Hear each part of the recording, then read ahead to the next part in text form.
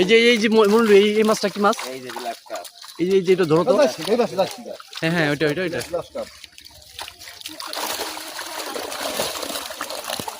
মাছ হালাবি না, ওই যা তো রবিল ভাই ধর, রবিল এটা নাই ওর বাল। এই যে মাছ গেল ছিল সব কটা হালাই দিবি, হাতে পেছলি হালাই দিবি না। মলম করে মাইছি, মলম করে আগে গেলে মলম দিতে কটা আছে দেখ দিবি। ভালো কথা ওই এটা কত দিদি কত বাজে